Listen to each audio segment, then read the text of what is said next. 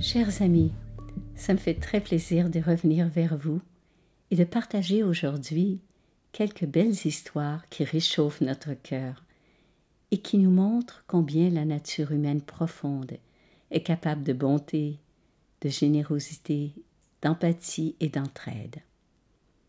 Le monde souffre de ce matraquage permanent d'informations négatives et si l'on y prend garde, nous nous laissons envahir par la tristesse et la mélancolie.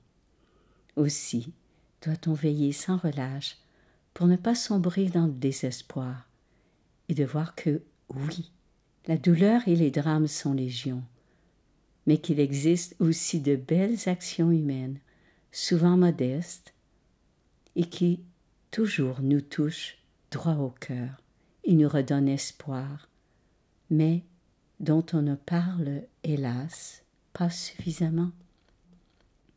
Il ne tient qu'à nous d'entretenir et de développer cette capacité à voir le bon et le beau autour de nous. La joie n'est pas pour quelques chanceux, elle est là, à l'intérieur de chacune de nous. Elle ne demande qu'à être cultivée comme un jardin. Alors, en ce début septembre, je me suis dit, pourquoi ne pas faire une audio avec de bonnes nouvelles? Des nouvelles qui apportent un sourire sur nos lèvres, qui nous ouvrent le cœur au lieu de le fermer. Ce sont des histoires vraies que j'ai entendues. La première et la dernière vient de Jack Kornfield, qui est un enseignant de méditation de pleine conscience aux États-Unis. Et la deuxième histoire a été partagée sur notre réseau de formateurs CNV. Et je trouve qu'elles sont toutes les trois porteuses d'espoir pour notre humanité. Voilà donc les histoires qui se sont passées dans des petites villes aux États-Unis. Dans une ville, un petit garçon âgé entre 8 et 10 ans accourt tous les matins avec grande impatience à la rencontre du facteur, attendant qu'il lui donne des flyers et de la publicité de toutes sortes.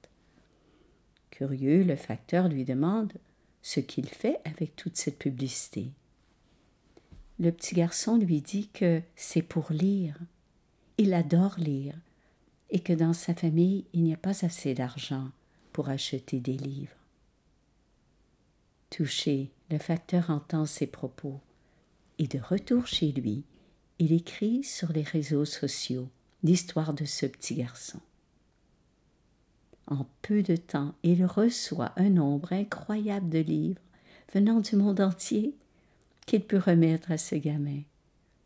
Imaginez la joie, le bonheur de ce garçon et aussi la joie du facteur qui contribue au bonheur de l'enfant. Je vais maintenant vous partager cette autre histoire parce qu'elle me touche beaucoup. Elle est sur mon blog et je l'ai intitulée « Une leçon de bonté ». Cette histoire nous rappelle que la bonté et la joie sont inscrites dans le cœur humain. Elles font partie de notre véritable nature. Voilà l'histoire. Lors d'une fête organisée dans une école pour enfants handicapés, le père d'un élève a prononcé un discours bouleversant qui est resté gravé dans toutes les mémoires. Après avoir félicité l'école et ceux qui y œuvrent avec tant de dévouement, il partagea cette réflexion.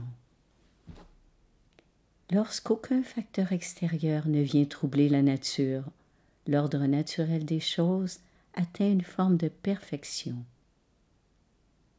Puis, avec émotion, il ajouta « Mais mon fils Herbert n'apprend pas comme les autres enfants. Il ne comprend pas comme eux. Alors, où est l'ordre naturel des choses dans le cas de mon fils ?»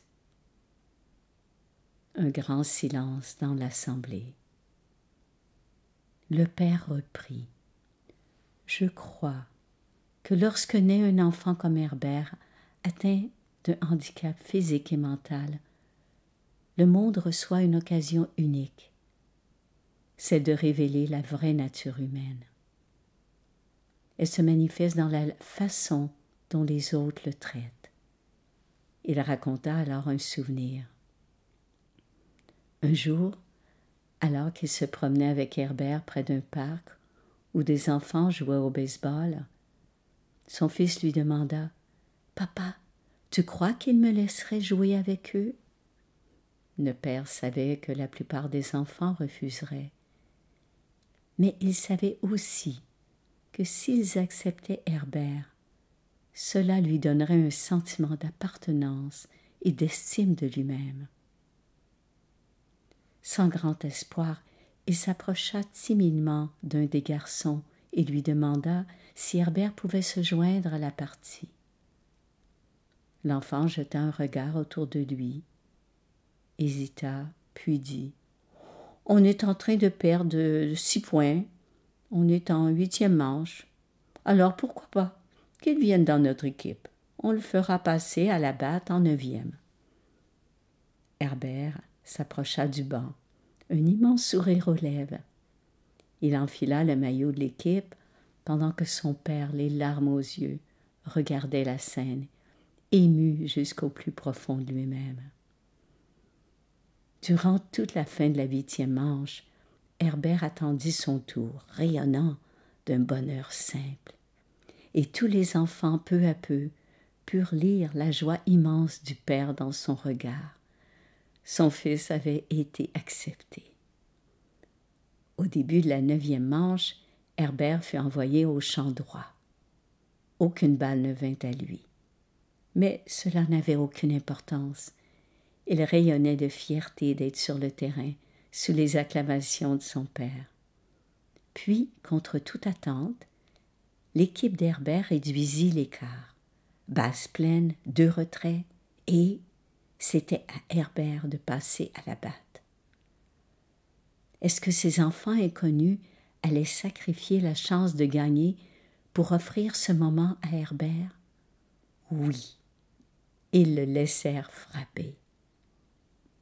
Le lanceur, voyant Herbert s'avancer maladroitement, comprit. Il lança la balle tout doucement.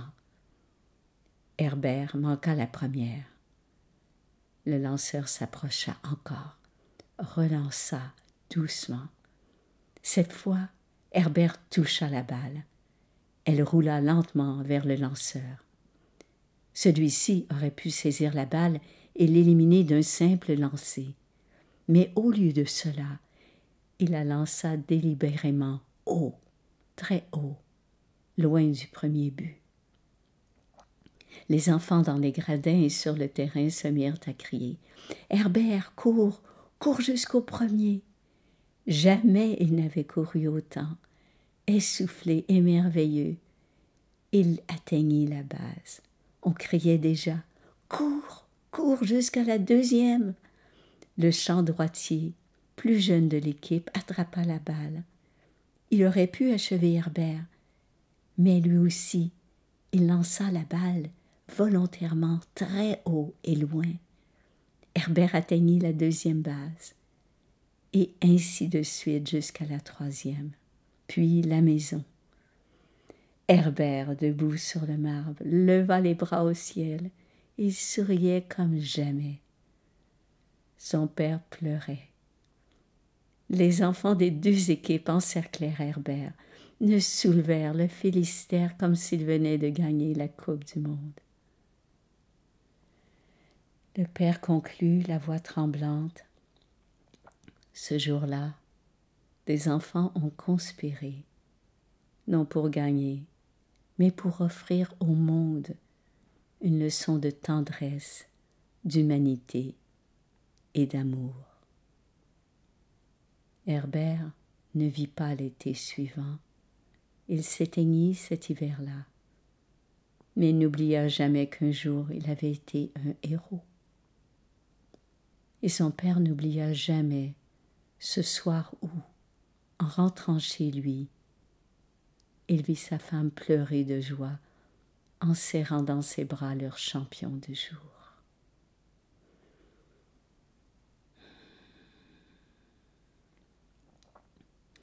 Dans un monde souvent marqué par la compétition et la performance, il existe encore des gestes simples, désintéressés, qui illuminent des vies. Ces enfants n'ont pas seulement permis à Herbert de jouer, ils ont choisi l'humanité, la tendresse, la solidarité. Et ils nous rappellent à notre tour que chacun de nous peut à tout moment être ce lanceur, ce joueur, ce témoin qui choisit l'amour plutôt que la victoire.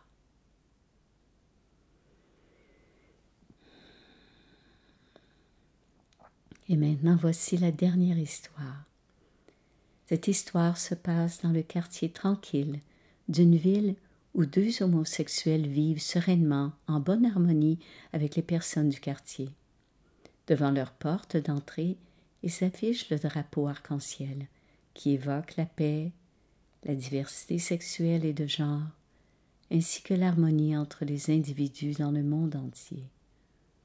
Aujourd'hui, ce drapeau est connu comme celui de la communauté LGBT. Un soir, ils reviennent chez eux et découvrent leur maison taguée, les fenêtres brisées, l'intérieur vandalisé. Vous pouvez imaginer leur peine, leur désarroi et toute la liste de sentiments qu'ils ont vécus à ce moment-là. Le lendemain, tous les voisins qui ont appris cette triste nouvelle sont venus les voir, leur ont apporté le réconfort, l'empathie, le soutien dont ils avaient besoin. Et quelques jours plus tard, en signe de solidarité et de soutien, ils ont tous décidé d'afficher le drapeau arc-en-ciel devant leur porte pour que plus jamais un tel incident se produise, pour être solidaires et pour montrer qu'ils veulent vivre, eux aussi, les mêmes valeurs que ce couple. Oui, la solidarité, l'harmonie, l'entraide existe encore, existera toujours. Je suis certaine que vous connaissez d'autres histoires, d'autres bonnes nouvelles, certaines qui se passent tout près de chez vous, peut-être même dans votre entourage familial ou professionnel. Si c'est le cas, n'hésitez pas à me les partager. Je pourrai soit les raconter en audio, soit les mettre sur mon blog. Merci d'avoir été avec moi et d'avoir écouté ces histoires jusqu'au bout. J'espère qu'elles ont apporté un peu de joie et de sourire à vos cœurs. Je vous souhaite de la douceur, de la tendresse et de la joie pour ce nouveau trimestre. À bientôt!